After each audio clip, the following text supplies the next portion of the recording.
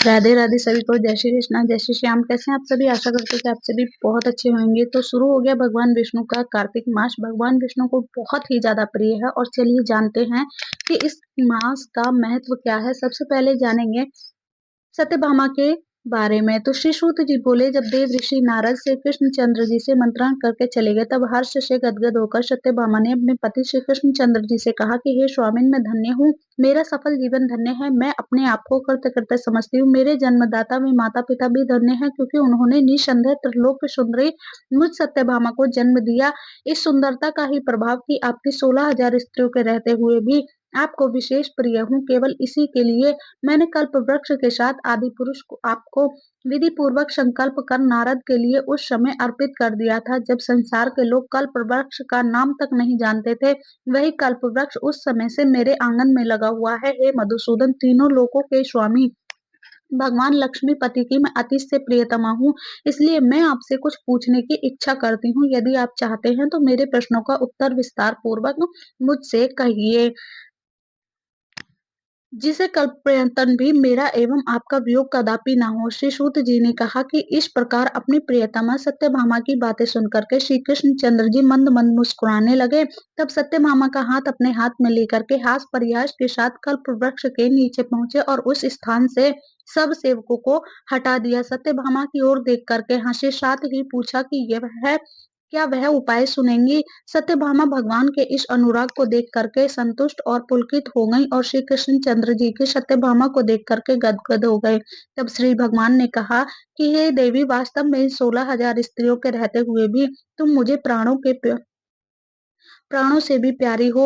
तुम्हारे लिए तुम्हारी कल्प वृक्ष वाली जिद रखने के लिए देवताओं के साथ इंद्र से भी लड़ गया था। जो तुम पूछना चाहती हो वह बड़ी ही अद्भुत बात है। तुम्हें मैं किसी को ना देने वाली बहुमूल्य वस्तु भी देता हूँ, और वह ना काम करने वाला भी काम करता हूँ, और छिपाने वाली बात भी तुमसे कह देता हूँ। तो फिर पूछने की ही आवश्यकता क्यों थी? तुम्हारे मन में जो भी प्रश्न हो मैं कहूंगा। सत्यभामा से ऐसा कह करके, हे नाथ, मैंने पूर्व जन्म में कौन सा दान अथवा व्रत तपस्या की थी, जिसके प्रभाव से मैं संसार में पैदा होकर भी संसार की बाधाओं से मुक्त हूँ और आपकी अर्धांगिनी हूँ।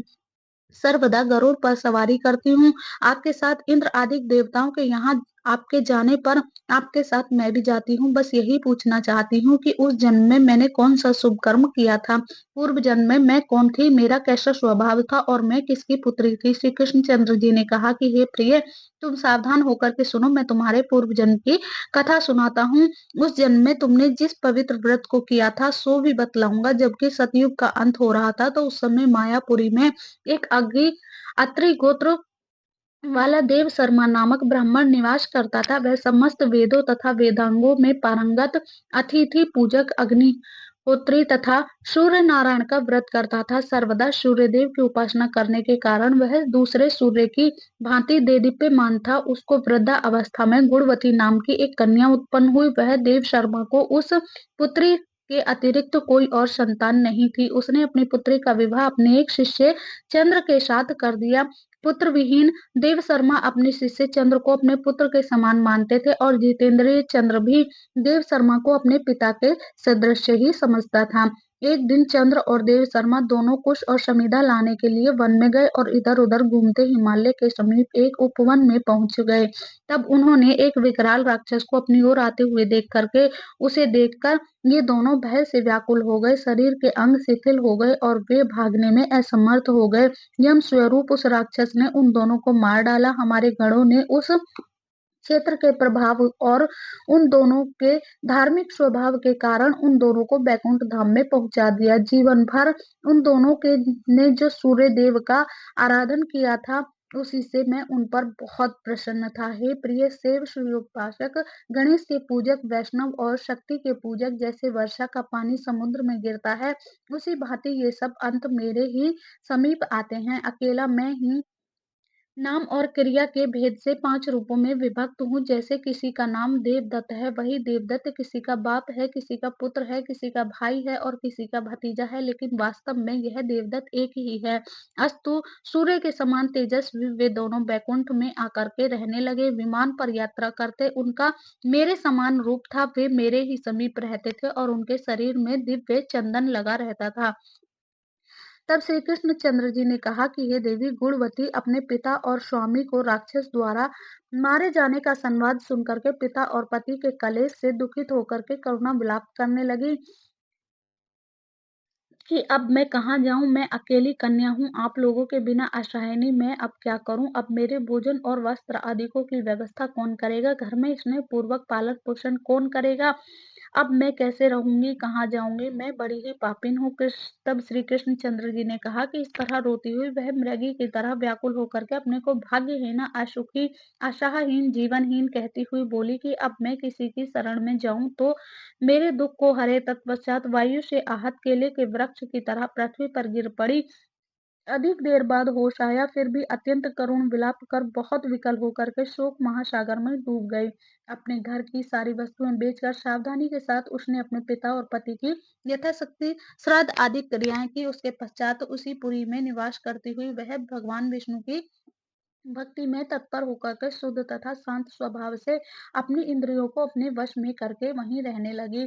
उसने जन्म से लेकर मरण तक एकादशी का व्रत तथा कार्तिक मास का विधिवत सेवन किया। कि हे प्रिय, ये दोनों एकादशी और कार्तिक व्रत हमें बड़े ही प्रिय हैं।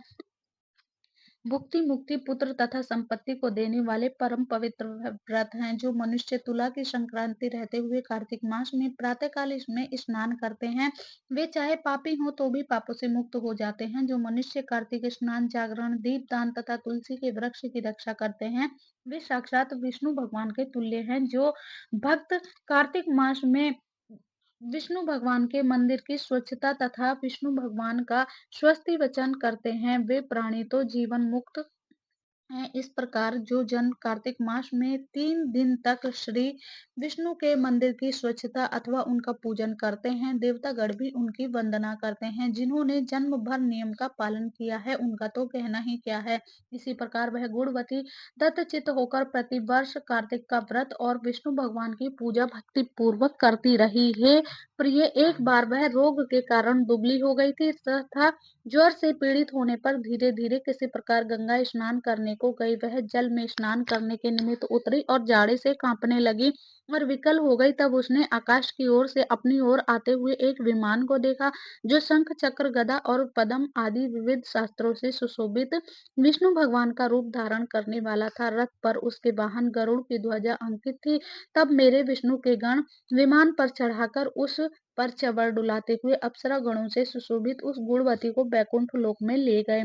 तब वह गुणवती प्रज्वलित अग्नि की शिखा की तरह उस विमान में बैठी हुई एकमात्र कार्तिक व्रत के प्रभाव से मेरे समीप आई। इसके अनंतर जब ब्रह्म आदि देवताओं के प्रार्थना करने पर मैं इस मानव लोक में आया, तब मेरे गण भी मेरे साथ आए। हे भामिनी, ये समस्त यादव मेरे ही तो गण हैं। देव शर्मा नामक विप्र, जो पूर्व जन्म में तुम्हारा पिता था, वही इस जन्म में सत्राजित होकर यहाँ है। जो पूर्व जन्म में तुम्हारे पति चंद्र शर्मा थे, वही अक्रूर हुए। और हे भामिनी, तू ही वह गुणवती है। कार्तिक व्रत के पुण्य से ही तो मुझे अति प्यारी है।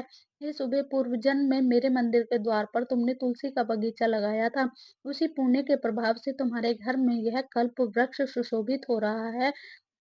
पूर्व जन्म में जो तुमने कार्तिक मास में दीपदान किया था, इसी कारण तुम्हारे शरीर में शोभा और तुम्हारे घर में साक्षात अचल लक्ष्मी निवास करती है। उस जन्म में तुमने जो व्रत आदि पति रूप स्वरूप भगवान के लिए अर्पण किया था, उसी के फल से तुम इस जन्म में मेरी प्रिय भार्या हुई हो। पूर्व जन्म में आजीवन तुमने नियमित सहित कार्तिक मास का व्रत किया था, उसी के से कभी भी हमारा और तुम्हारा वियोग नहीं हो सकता। इसी प्रकार जो प्राणी कार्तिक का व्रत करेंगे, वे सब मेरे ही समीप रहेंगे और तुम्हारे ही समान मुझे प्रिय लगेंगे। यज्ञ, दान, व्रत तथा तपस्या करने वाले मनुष्यों को जो फल प्राप्त होता है, वह भी कार्तिक व्रत के पुण्य फल का 16वां भाग भी नहीं होता। श्री सूत जी बोले कि इस प्रकार सत्यभामा श्री कृष्ण भगवान से अपने पूर्व जन्म संबंधी पुण्य के प्रभाव का वृतांत सुन करके बहुत प्रसन्न हुई और सारे संसार के आदिकरण भगवान श्री कृष्ण चंद्र जी को प्रणाम करने लगी। ओम नमो नारायण।